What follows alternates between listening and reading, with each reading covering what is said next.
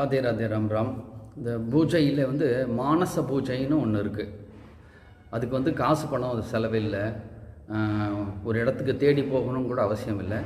பகவான் அதை ஏற்றுக்கொள்கின்றான்ங்கிறதுல சந்தேகம் இல்லை. ஏன்னா பூசலார் அப்படிங்கிற நாயன்மார் திருநின்ற ஊரில் இருந்தார் இல்லைங்களா, அவர் மானசீகமாக கோயில் கட்டினார்னு பார்க்குறோம். அந்த கோயிலுடைய கும்பாபிஷேகத்தாக பகவான் நிஜமாக ராஜா கட்டின கோயிலை விட்டுட்டு இங்கே வந்தார் அப்படிங்கிறது பார்க்குறோம்.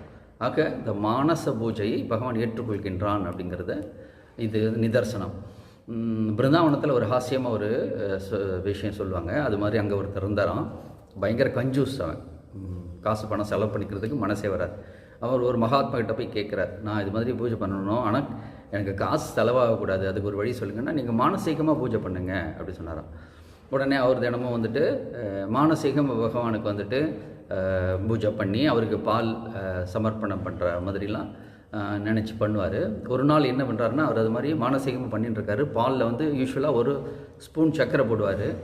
அன்றைக்கி அவர் தெரியாமல் 2 ஸ்பூன் சர்க்கரை போட்டு வர்றார்.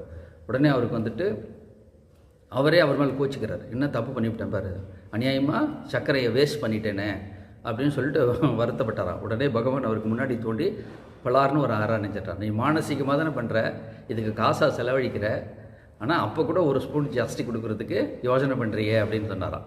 அதாவது இதிலிருந்து 2 விஷயம். ஒன்று, பகவான் அதை ஏற்றுக்கொண்டு அவருக்கும் பிரத்யட்சமானார் அப்படிங்கிறத நம்ம பார்க்குறோம் இல்லையா. ராதே ராதே.